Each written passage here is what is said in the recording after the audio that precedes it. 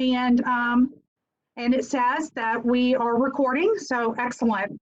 So, welcome to this Monday's Chamber Chat with our special guest, Congressman Mike Johnson. And, just like I do all the time, I gave him such great notice of saying, hey, can you come and talk to us? Like I called him this morning, and that's how awesome he is. He said, of course, I'll be glad to join you, especially after everything that occurred over the weekend with at the federal level with the $3 trillion stimulus package, voting by proxy, and everything else in the House and what have you. I just thought it would be great to have the congressman come and tell us about the stimulus package. Just a real quick update on what's been working well with the CARES Act, what maybe have been some of the lessons learned, and what can we expect for the future, and this bill that we anticipate will be dying when it gets to the Senate floor. So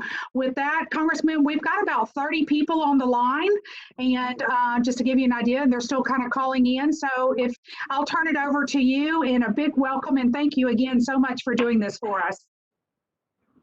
Hey, thanks, Lisa, and everybody. Always glad to be with you, and really grateful to the Chamber for just being hands-on through this whole process. And these are unprecedented times, extraordinary challenges, but you guys are doing a great job under pressure, and we need you. So thanks to everybody who participates and helps. And as I say all the time, I think our chambers in Bossier and Shreveport are a model groups and organizations, and I think you're a great model for everybody else. Let me give you a quick update as you just teed it up there. But before I do that, before I forget, let me tell you something that is not a bit of good news. This is really bad news, very disappointing in my view. We found out a couple of hours ago that regarding the I-49 intercity connector and the completion of that project, DOTD, the State Department of Transportation, has told us now that they're estimating they're 12 months away from having a draft environmental impact study completed. Okay. Now, everybody who's followed the saga of this project knows that this is it's the bane of our existence. I mean, I work on it weekly almost. It feels like there's so many people trying to get this thing over the line, and we've been trying to get this to shovel-ready, quote unquote, status, so that if and when there is an infrastructure package, either as a part of the coronavirus relief or early next year after the presidential election, that we want to be in line for funding for this project. But now they're telling us that 12 months away just for the environmental impact study. They say, as you know, once that's completed, that kicks off a whole new procedural phase with community outreach and public comment, et cetera. That part usually takes at a minimum of 6 months. So they're telling us today that they're expecting to have a record of decision somewhere around the end of 2021 and no sooner. And that is just going to be devastating news for all the people. I know a lot of the chambers have been working on this. This is what I would say to you, and we don't need to get into a lot of discussion about it because I know the reaction that you're all going to have to this, but it's the same as mine, I know. But we have got to do all that we can to urge NLCOG and DOTD to speed up that environmental review as quickly as possible. If we don't get that done and this project is delayed further, we're not going to be in a position to be able to even compete for funding, and that's going to push the project further into the distant future, and it's going to, of course, increase the cost dramatically. So I won't even say anything else about that. You'll be hearing more details, but I wanted y'all to know first. We just found that out a few hours ago, and I'm frankly just incensed about it. I don't even know what to say about it. Congressman, equally, thank you for that yeah, go update. ahead. This Lisa again, just thank you for that update, and we at the local level, we will get on it and see if we can find out what's happening behind the scenes as well, and what can we do to encourage to move that forward, because you're absolutely right. It is very critical for us to get this moving as an economic driver in our area, to especially while we're in this rebuilding phase. We don't have time to wait. That's exactly right, Lisa. Very well said. And I'll say that, the Federal Highways Department they've made all sorts of commitments to me, to all of us, that, they'll review every document in a timely manner. The problem is, NLCOG and DOTD haven't sent them anything to review, not much. So, our federal partners are ready to roll, but it's the state and our local. So anyway, well, on a similar note, equally frustrating was the bill on Friday. And I try not to engage in political back and forth at a time like this because we're in an unprecedented crisis as a nation. It's a pandemic, and we all need to be working together. And we really did. There was bipartisan agreement and lots of cooperation across the aisle in the first few stages of the coronavirus relief and the CARES Act and all of that, the PPP and all those things. Everybody sort of refrained from their partisan wish list and all that. But this last round was exactly the opposite. And Speaker Pelosi drafted this apparently only with her own staff. She had zero input, didn't request it, wouldn't take it from the Minority Leader Kevin McCarthy or any of us on the Republican side. There was zero regular process with it. It didn't go through any committee. There was no hearing, amendment, none of that. She crafted it apparently at her dining room table with staff and just presented it up or down. And a lot of the members in her own conference were completely unaware of the content until it was filed. They had no input either. It's no way to run a country. And so it was $3 trillion, trillion with a T. It was frankly just a partisan messaging bill. It had so much wasteful spending, totally unrelated to the pandemic and COVID-19. It was just, I won't even go through the laundry list. It's all on my website. Probably seen and heard about it. But I mean, just it would have awarded economic COVID relief income payments to illegal immigrants. It would have incentivized Americans to remain unemployed instead of returning to work. They wanted to extend, for example, the extra unemployment benefit through January at the earliest, and perhaps next March at the latest, which would be a disaster. They wanted to give Planned Parenthood access to relief loans that are intended for small businesses. They had all sorts of new federal mandates they wanted to impose on the states for their elections. I mean, it has nothing to do with anything COVID-19 related at all. They wanted a blanket release of categories of federal prisoners and criminal defendants awaiting trial, and tax breaks for millionaires and billionaires in these deep blue states with the SALT deductions, rollback, and all of that. They wanted to fund bailouts for pension plans and these big municipalities and states that are run irresponsibly. And it mentioned jobs 52 times and cannabis 68 times. And I said only partially in jest, I wondered if the staff that wrote it were high when they did it. I mean, it was just a joke, 1,800 pages. So there was no Republican votes except for one, Pete King in New York, and he got strong-armed and he's retiring, so he just gave one for the team there in New York. Every other Republican voted no, and more than a dozen Democrats did as well, 15 or 16, I think. But it did pass the House. But as you said, it's dead on arrival in the Senate. Of course, I mean, they won't even give it another look. They shouldn't. This is no way to do it. The problem is they wasted an enormous amount of very precious time. And I mean, I'm not saying this in a partisan way. I'm just telling you the facts that we are now this much further away from additional coronavirus relief packages where we need to all be working together, trying to find consensus to figure out what to do. There are a lot of good ideas, I think, on the table, but there is currently, as we speak right now, there is zero negotiation going on between the leaders and the party, and we can't do it because we've all flown back home now. They won't call us back into session.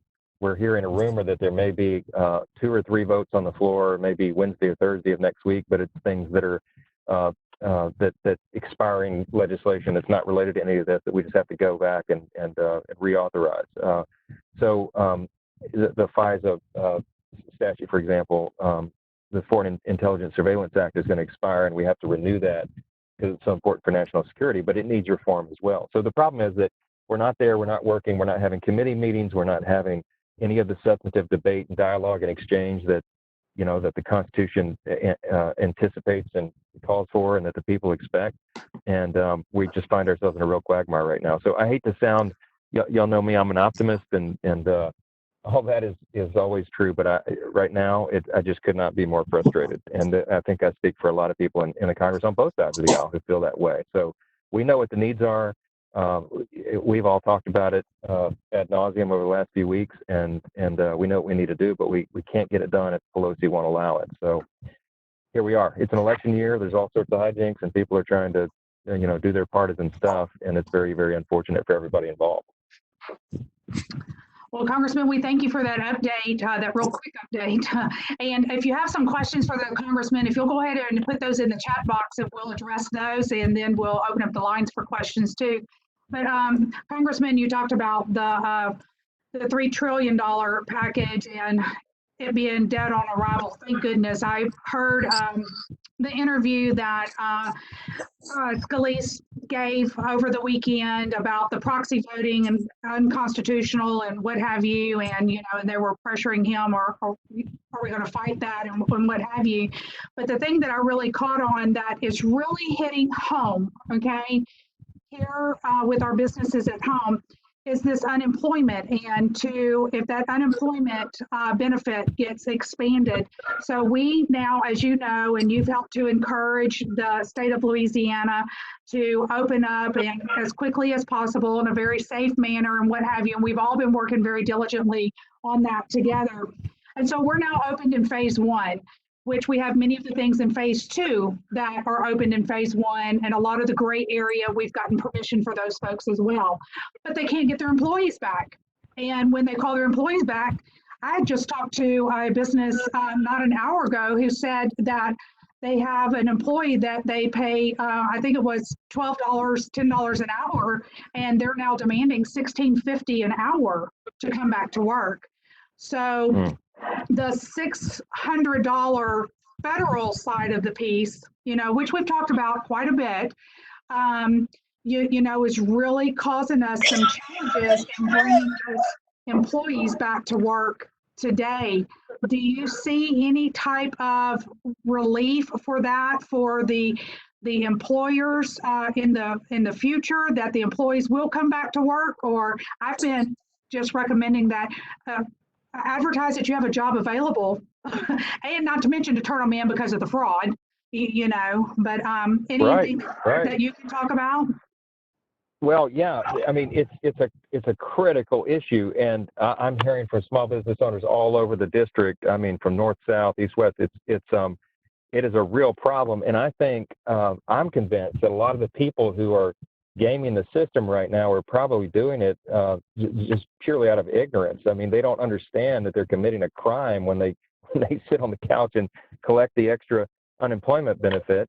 If you're invited to come back to work and you choose not to, you're no longer eligible. And that point has got to be made emphatically and consistently by all of us. I've tried to do public service announcement and put it all over social media, and I've got videos that are being shared and all that, where I point out the penalties, that are involved if you do that, and you can be prosecuted, and you can lose the ability to collect unemployment in the future. You can lose your hunt and fishing license. I mean, it's a serious thing on a federal and state level, and I think a lot of people don't know that. So, but that just goes to show again why we were so frustrated with Pelosi's bill. What they wanted to do in the bill is extend that $600 a week unemployment insurance supplement through the end of January 31.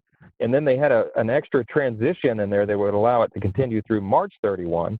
So, I mean, basically, it would mean businesses are competing with unemployment benefits for workers through, the end of next spring. I mean, it's just absolute disaster. It would be comical if it were not so shocking that they actually proposed it. I mean, this is real legislation. They put it on the floor and they voted on it, and all the Democrats supported it, most of them.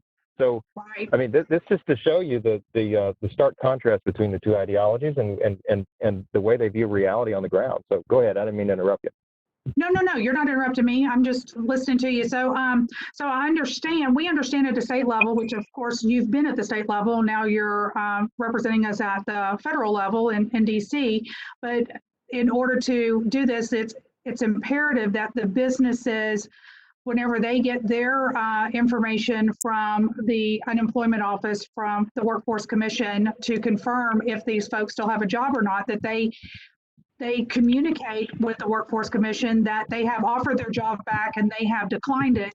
And then, of course, policing that at the state level is going to be a little difficult, but it's still, I think it's important to remind everybody that we just be persistent in that and consistent, so that whenever they are able to police, because there's so many of them out there, that they can cut those benefits off for those folks that are trying to take advantage of the situation when the jobs are back available. On the federal side of it, for the PPP, Congressman, can you confirm that this is what I've been understanding, that as you offer a job back to an employee, that you need to submit it to them in writing, and they then decline it in writing, so that you will still be eligible for the forgiveness of the PPP, so that you meet those thresholds for the 75%. Yes, I don't know. Hey, Brad, if Brad's on the phone, jump in here. But I know that as late as when I checked on this was probably Thursday of last week, and Treasury and the SBA were in the process of generating some more FAQs and guidance where they were going to spell this out and actually make it, part of the official documentation. I don't know if it was released yet, but I think it is in process, if not. But that has become a big issue and a major question. And I think that obviously the more documentation you have, the better on this. There was a big scare the last 2 weeks. Again, sadly, some Democrats in the House playing politics, and they put out a couple of press releases and said they were going to go after all these businesses and even small businesses and try to go recoup the funds, because if a small business, supposedly they said, if a small business had the ability to obtain capital elsewhere, they should not have availed themselves of the PPP. Well, that's of course exactly the opposite of what Congress said, what SBA, the Treasury, and the President said, encouraged everybody to go do. And so these are Democrats on these committees of jurisdiction that were just trying to cause chaos, and they did. So it created a lot of angst and fear, and so then Secretary Mnuchin had to come out a couple of days later. This is probably a week ago, and he said, "What? Don't worry, they're taking us out of context, and they're doing it intentionally." He said, "What we said was, if an individual PPP loan was for in excess of $2 million, we may do routine audits of those high loans, high dollar amount PPP loans, because we want to make sure that there's compliance, and that's just, good fiscal responsibility on the part of the taxpayers. But you would assume most of these people are in good faith, and that's not going to be a problem." So he came out to try to clarify further what was meant, and I think that there's still a lot of confusion and angst and fear. There was a deadline last week, and people had to decide whether they were going to keep their loan or turn it back in. And I know a lot of companies, sadly, returned the money when they actually needed it, because they had a fear of an audit, and they were going to have, to being bullied by the federal government, and they'd have to hire attorneys and all that stuff. And it's just really sad that it came down like that. So we told, I was in a conference call last Thursday morning with SBA and Treasury Secretary Mnuchin, and we told him specifically, there was all the Republicans in the House on the call, and we said, you have got to get further clarification on that. So if it hasn't been released yet, it's pending, and I don't know if Brad, you may have seen it. Brad Morris on my staff is on the call. Brad, if you know something later than that, just jump in and let us know. But otherwise, I would say it's pending. Hey, Congressman, just a second. We need to mute everybody. We've got some background noise, and so we need to do that very quickly. And but Brad, I need to know which caller you are. Can you please speak, Brad? Hey, Lisa, can you hear me? Yes, I just got to find you. Talk again, Brad. Lisa, I'm here. 1, 2, 3, 4. Okay, we got you. Your caller 17. Hang on just 1 second, okay? We'll get everybody muted. Got somebody cleaning the kitchen in the background. Jessica, can you come mute everybody, please?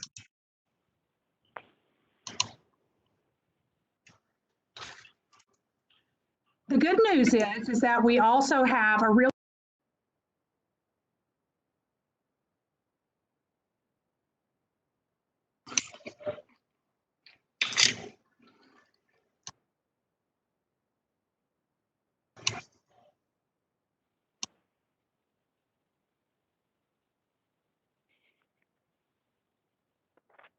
Hey, Lisa, can you hear me? Yes, Brad, I can hear you. There you go. Okay. Sorry, y'all. Hey, this is Brad Morris. Congressman, yes, sir. Guidance was released last week on that. You're exactly correct in what you just stated. I can send all that information to Lisa, and you can send that guidance out however you need to from there, if that works.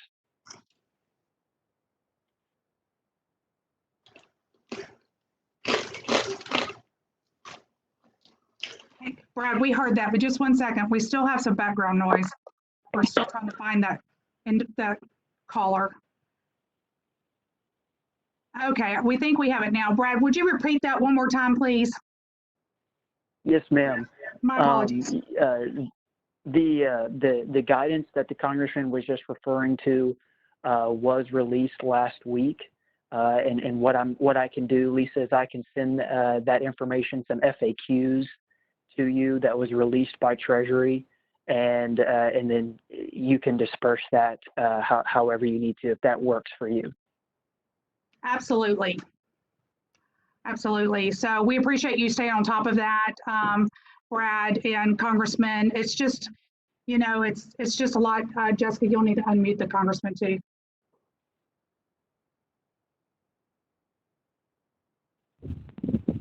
Can you tell it's our phase one back in the office as well? So we're trying to figure out how to do all of this, take care of customers coming to the door. It's good to know commerce is happening, right? People are coming into the area. So I don't know if she muted me, but I said we had a realtor at the door for information. She's got a client coming in from California looking to relocate. So anyway, great. Trying to take care of all of it. Do we have any questions in the mute, in the chat box, except to please mute in perfect timing for the congressman? While we're still waiting for those, Congressman, can you tell us, what do you think, even though there's not a lot of negotiations going on right now, what do we think will be happening in the future? What is your goal and your colleagues for the future when it comes to this stimulus package? And do we need another one? If we get another one, is it going to make it to where the country can't even get out of this? It's going to take us years and years to get out of this. I mean, all of that is concerning. Yeah, it is. We, I chair the Republican Study Committee. We came out 2.5 weeks ago with a 37-point blueprint, a framework, we called it, for recovery and accountability and return to prosperity for the country. And these are the conservatives, 148 members in the House, who are collectively saying we want to do right by the country, but doing right by the country means not necessarily just printing more deficit money for spending. There's a lot of things that need to be done here, and the way that we return the economy to greatness is to reopen in a responsible way, and that's finally beginning to happen now. But then to double down on the things that gave us, prior to the pandemic, the greatest economy in U.S. history. I mean, February, it seems like a year or two away now, but just 9-10 weeks ago, we had the most extraordinary economic numbers that our country has ever seen. We had historic unemployment levels at lowest levels ever. We had, the jobs report in February was just record breaking, and it just goes on and on. The stock market was all-time highs, consumer confidence, small business confidence, all that. The way to get back to that, and as the president said, we were with him at the White House Friday before last, he said this is the transition back to greatness, and the way we do that is to go back to those same policies that worked, and that is the agenda that we have to deregulate and to lower taxes and lower impediments to business growth and the expansion of economic mobility and opportunity for more people. And so what we put out our framework, it's some very specific items on how to do that, and for the workforce, and to remove regulatory burdens and licensing overburdensome licensing structures and that kind of thing that just seem like common sense to the average American when you explain it.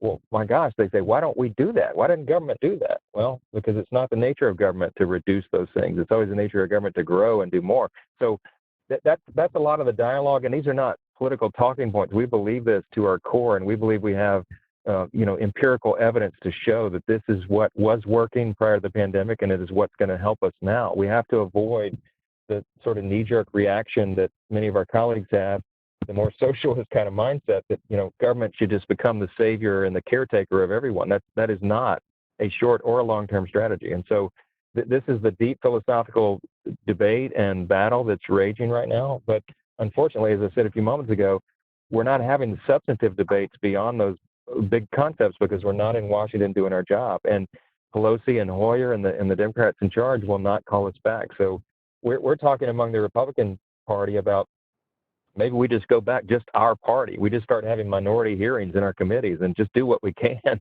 I mean, that's how desperate it's become. So, Lisa, I wish I had more specifics for you other than the framework and blueprint ideas that we put out there. But so far, we're stuck on go, and that's part of the problem. That's okay. I mean, we appreciate the reminder, the insight. I mean, it's a lot of information out there, and even if we have to repeat it sometimes to be reminded of what the blueprint is, or and the details in there is all helpful, because again, we're in information overload, and with every day is a new day of trying to determine how to do this effectively to keep our businesses solvent. So we do have a couple of questions. I have one here that says, do you anticipate that the PPP loan forgiveness app released Friday will be revised in the near future, or should that be the final one? Are you familiar with that? Yes, I wish I could tell you with 100% certainty that there won't be some sort of minor modification going forward, but part of the problem here is that we created this staggering program of staggering proportions, effectively overnight, and we asked the SBA to ramp up operations exponentially, by factors of tens of what they had ever done before, and Treasury to jump in and make all this happen. And so they really did heroic work, but there were a lot of hurdles along the way, a lot of unforeseen consequences, unintended consequences with the legislation and that kind of thing, as you would expect. And so they've been making modifications as they've gone. I will say that Secretary Mnuchin in particular, Treasury at large, and the SBA, the Administrator Carranza and the rest of them, they've been very, very responsive to us. And I said on these calls before, but there's been things that came out of this discussion with this group. I mean, the Bossier Chamber call that I took up the chain, and it was a factor in making some of the adjustments for Treasury. So I would just say that it's in a positive way. I don't think that they're going to change dramatic terms of the PPP or anything. I don't think Congress would allow it. It would go against the intent of the legislation, the spirit and the letter of the law. But there may be modifications and fine tuning on little details of it that just are things that still need to be adjusted. And so that may happen. I know that's frustrating. I know it makes it difficult for people to, adequately plan and all that. But I do believe they're operating in good faith, if it's any consolation. And if there are additional adjustments and FAQs and guidance that come out, I can tell you it'll be in direct response to things that we bring to the attention of SBA and Treasury, and that, they're just trying to modify and do best by people. I will say this from the top down: the people that are involved and in charge on this genuinely understand the angst of Main Street. They understand the plight of the small business owner, and they're trying their dead level best to make this work and make it achieve its desired intent, and that is to save the economy. And so we're all in this together, and it's an perfect process. So you may expect more changes in the future, unfortunately. Right. So another question here is, if the Senate passes a liability safe harbor bill to protect businesses from lawsuits against COVID, could it pass the House? Well, absolutely. And I've committed to lead on this. We've got a number of pieces of legislation already drafted and being introduced, and lots of co-sponsors. And we have companion efforts in the Senate and the House. And this is on the level of, on the DEFCON 5 to 1 scale, 1 being the top. I think that unemployment insurance issue is a number one DEFCON 1 issue, and I think this is the other one, because the liability concern is very real and a great concern. And I went so far as out of desperation late last week, I made up a little sign a welcome notice that I put on Facebook that I encourage small business owners and churches and nonprofits to put on each entrance to their facilities. That just says, I don't have the language in front of me, but I made it up on the fly. But basically, it's a notice that we're delighted to have you back, and we've taken every measure to ensure your safety. But you must know that there's no guarantee against infection of a highly contagious virus. So enter at your own discretion. And waivers of liability have their own whole litigation Mhm. textbooks, and there's no absolute guarantee of that, but every little bit would help. And I think that the courts are going to be very deferential to business owners who are just trying their best, to ply their trade and help people out. And but that said, I mean, let's just be very honest. There's a whole cottage industry that's already cropping up. Trial lawyers and plaintiffs' attorneys who look at this as an opportunity. I think it's sick, but that's the way it is, and that's the reality. And so we've got to have legislation that protects. And I would like to do some long-term tort reform, but we're very realistic about this, and we're trying to keep the politics out of it. So our legislation is limited to COVID-19 related liability. We want to have an immunity against that unless there's willful misconduct or something crazy.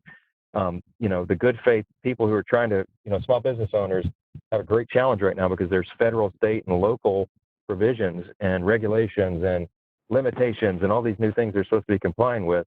And you're very likely going to not cross a T or dot an I somewhere because not out of intent, but just because it's just impossible to keep track of all this. There's so much information, as you said earlier, Lisa. So we've got to have some layer of legislation that protects those who are trying to do their best. And so anyway, that's in progress. I think it has a very good chance of passing the House, and obviously the president will do it. And I'll say this, and then I'll be quiet. But I actually asked the president and chief of staff by way of the chief of staff on Thursday if he would consider doing some sort of executive order in the interim while the legislation's pending. And I don't know how far I can go on that, and I hadn't done all the legal research, but there may be something he could do to help bridge the gap and at least give a show of support and confidence to those out there who are trying to get reopened. So we'll see where that goes, but they like the idea, and they're kicking it around right now. Okay, that's interesting. Okay. Well, I have one last question in here with a comment, unless we get some more while you're answering this one.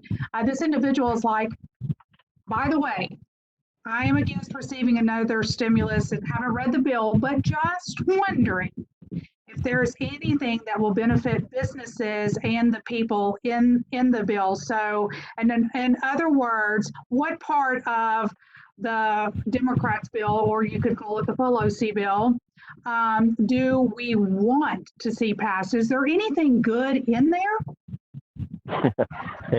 Yeah, it depends on who you ask. I mean, look, there was some relief in there that might have made sense, but there was so much others. I mean, the negative so far outweighed the benefit. It didn't, as was said by the president and others, it wasn't serious legislation. I mean, you don't if you really presented a bill that you hope has a chance of becoming law, you at least have a dialogue with the other side. She intentionally blocked out the other side. So they knew going in that they would have zero Republican votes and no Republican support, and they knew it would die in the Senate. So when I call it a messaging bill, this is not hyperbolic. They knew that this was being presented purely for political purposes, for messaging, because we're in an election year. And so Pelosi and her lieutenants want to be able to go out on the election cycle and say, hey, they'll pick out the favorite cherry pick, liberal wish list item that was in that bill, and they'll go to that constituency and they say, hey, we tried to do it, but those nasty old Republicans voted against it. Only one voted for it. I mean, that's just the way the game is played. And what I think is so tragic that anybody would be considering playing games right now. We don't need messaging legislation right now. People are wondering how they can put food on the table. This is not a game. And that's why we're so incensed about it. So, I mean, you can go through, it's 1,800 pages. You can find a couple of things in there that you might think are good, but there's no way we could pass it. And they knew that. And so that's what makes it so shameful. Right.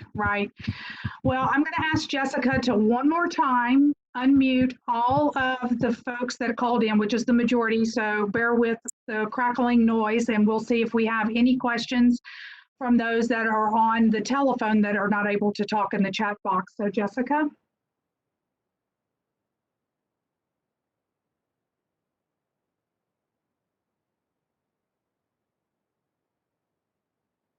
Any questions from our callers? You've all been unmuted.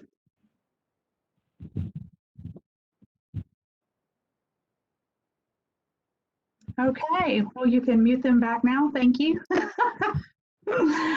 Well, Congressman, again, I just want to say thank you. Thank you for all the work that you're doing and your dedication for representing your district and all of the state of Louisiana. And we really appreciate the open dialogue that you have with us, and your team members within your office up there are great. Brad and Ruth and Hayden, all of them. And, all of y'all are just a phone call away, a text message away, and we so appreciate it. And as we continue to get questions, we'll reach out to you. And we just, again, thank you for taking the time out of your busy day to spend it with us today. So the final word is yours, sir. Well, thanks. I just want to say again how much I appreciate the efforts of everybody on the call. I know this is a difficult time, and we're pulling for you. We want to be a resource. Probably everybody on the call has my cell number, and if not, you can get it from Lisa. Call me anytime. We're trying to be Johnny on the spot here. There's a lot of needs across the district, 15 parishes and 760,000 people. But I'm really proud of my staff. They've been working around the clock, doing a great job. We're trying our best. So just know that, and know we're here for you, and we're most importantly, above all else, we're praying for you. I was on a call early this morning. The National Prayer Breakfast Group has a weekly prayer call, and they asked me to do a little devotional this morning. And there was 300 or 400 people on the call this morning from countries all around the world. And after I prayed, we went in turn, and they called on people from Brazil and Kenya and Norway. I mean, just all around the globe. And it was a really stirring thing to hear that all those people, are crying out in unison for God's mercy and grace. And boy, we need it. So I'll leave it at that. And thank y'all for what you're doing. And Lisa and the chamber, y'all keep at it. I know it's a difficult time, but y'all are doing a great job. And we're here for you, and let us know how we can help.